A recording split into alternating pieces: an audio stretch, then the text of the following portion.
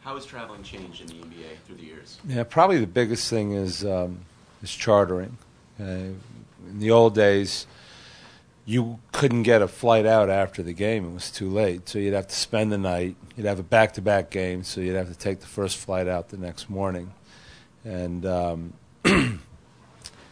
try to get to that city, get checked into the hotel, have a shoot-around, get back, get something to eat, try to get some sleep, and then back in the arena, to play the game. And it was rough, It was rough on the guys.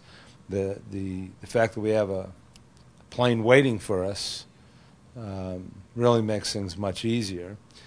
It's changed a little bit of the camaraderie in the league, I think. Meaning, if we spent the night after the game, you might go out with the trainer from that team and his wife, and you get to know each other, and the coaches, would intermingle. And there's none of that anymore. Traveling has changed tremendously from days when I came in the league where you had to catch the first plane out in the mornings. It means being in the airport at 6 o'clock sometimes. That means a wake-up call at 4:30, where the trainer gave you the boarding passes and checked all the luggage, to now to charters. It's been a drastic change in travel. In those days, even the teams that chartered, sometimes when I played with Knicks, you chartered only on back-to-backs. So that was a deal of luxury. Now these kids travel all the time. It's just an amazing occurrence and a change in the industry in 30 years. Cool. How has it changed as a trainer, being on the road, getting the guys ready for the games? Well, we have better facilities, for sure. In the old days, the arenas were very old. The locker rooms were small. You'd try to carve out a little corner, and have maybe one table to tape and do your treatments and everything on. Sometimes we even took the shower and created that into a training room. Coaches needed a place to go.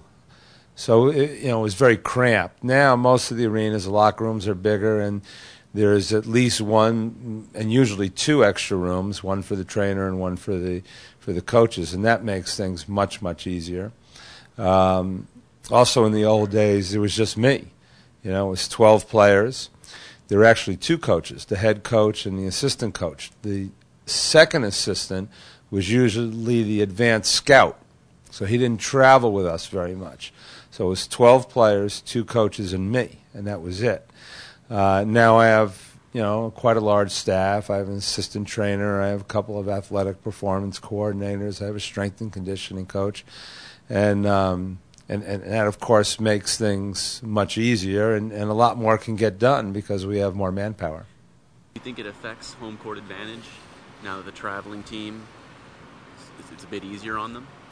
Well, traveling is never easy. No matter what kind of picture you want to paint, you still have to, put your bodies through it. And I'm a firm believer that airplane travel, there's something that happens to you. I think most teams, if they had their rathers, would like to get a nice night's sleep in their own beds. So anytime you're getting in at 1 and 2 o'clock in the morning, waiting on your bags, not falling asleep till 2:30 and 3, it's part of the business. So I think the team that stays at home, unless they have a game on the road the night before, they generally do have an advantage. They have home-cooked meals. You're in your familiar surroundings. You know your own floor. The surroundings are, one that you hopefully feel comfortable with. So I think anytime you play on the road, the home team has the advantage. As a coach, has the role changed at all going on the road, or is it still just about getting your guys ready for a specific opponent? Doesn't matter what building you're in. I always really enjoy playing on the road. You playing in front of people that don't know you, don't know your skills. I always wanted to leave them feeling the idea, well, I'm not from, who's that guy? I enjoy watching him play. I love to go into another team's building and win. That's just the competitor in me.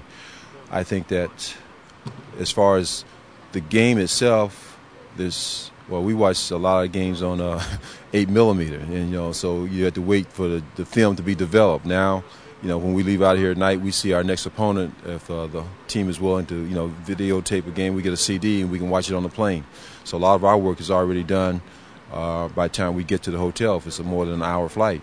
So the technology has changed. It has enhanced, I think, the road team from knowing what happened on a game that happened earlier in the evening. They're already aware of it. Something special is run. Whoever scouts that team, he'll see it on the tape or on the CD. So it really has, the technology has helped the teams who do a lot of the job by scouting on videotape and CD. And so there are no secrets anymore. It's a matter of, as you said, getting your team mentally and physically prepared to come play. And those guys that enjoy the competition of the game, they want to play anyway. Cool. Anybody try any shenanigans like they used to do at the Boston Garden? No, I think those days are over. Yeah, I guess it died with the Garden, but there used to be problems there. I mean, in the wintertime, you'd walk in and they had transom windows, those windows that are at the top that open this way, you know. And you'd come in there in January or February, and all the windows would be open, and it would be freezing. I mean, Boston's really a very cold city, and it would be freezing in your locker room, just freezing, you know. And you'd say, you know, what's the deal with I don't know, hockey. You know, they'd always blame it on hockey, right?